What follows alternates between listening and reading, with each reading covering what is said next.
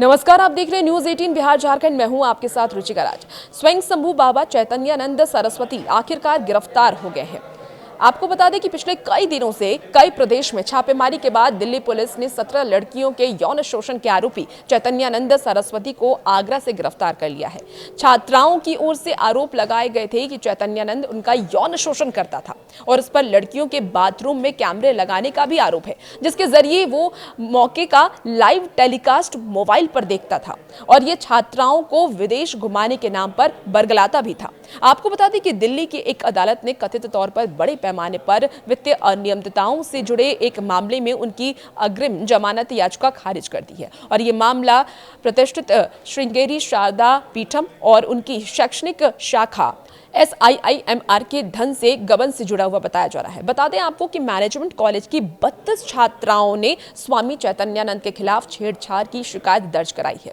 इसमें से 17 छात्राओं ने यौन उत्पीड़न की भी शिकायत की है और इन छात्राओं ने अपनी शिकायत में यह भी कहा है कि स्वामी उन्हें अश्लील मैसेज भेजता था और गलत काम करने के लिए उन पर दबाव बनाता था। शिकायत के बाद से ही दिल्ली का ये बाबा फरार है। अब पुलिस की कई टीमें बाबा को ढूंढने का प्रयास कर रही हैं। सुनवाई के दौरान जस्टिस ने यह कहा है कि कथित साजिश के पूरे दायरे का पर्दाफाश करने के लिए हिरासत में पूछताछ बेहद जरूरी है। आरोपों की गंभीरता पर प्रकाश डालते हुए उन्होंने यह भी कहा है कि जांच के शुरुआती चरण में जमानत देने से सबूतों की बरामदगी में बाधा आ सकती है और गवाहों को धमकाने का खतरा भी हो सकता है। ऐसे में प्रभावशाली व्यक्तियों के खिलाफ भ्रष्टाचार और धोखाधड़ी के मामले में सर्वोच्च न्यायालय के उदाहरणों का हवाला देते हुए अदालत ने जोर देकर के ये कहा है कि जांच में बाधा डालने के लिए अग्रिम जमानत का दुरुपयोग नहीं किया जाना चाहिए।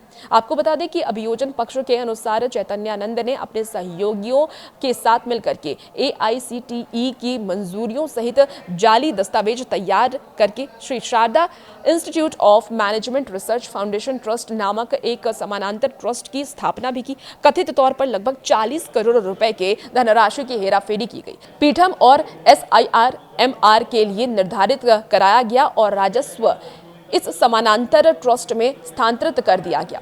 दिल्ली के वसंत कुंज में संपत्तियों के कथित तौर पर लाभ के लिए किराए पर इसे दिया गया था।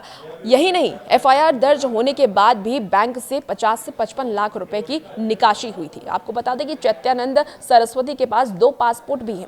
दिल्ली पुलिस ने आगे आरोप यह भी लगाया है कि सरस्वती के पास अलग अलग पहचान वाले 2 पासपोर्ट थे। उन्होंने पैन कार्ड की जानकारी बदली और एक लग्जरी कार के लिए फर्जी पंजीकरण दस्तावेजों का इस्तेमाल किया। सरस्वती की ओर से पेश वरिष्ठ अधिवक्ता अजय वर्मन ने तर्क दिया है कि किसी भी शैक्षणिक संस्थान को चलाने के लिए ट्रस्ट बनाना एक कानूनी आवश्यकता है। उन्होंने दावा यह भी किया है कि कोई संपत्ति नहीं बेची गई है और संस्थान ट्रस्टियों के अधीन काम करते रहे हैं। अब देखना होगा कि स्वामी जी पर क्या कुछ कार्रवाई पुलिस की तरफ से की जाती है। और भी ऐसी वीडियोस के लिए आप बने रहिए न्यूज़ 18 बिहार झारखंड के साथ।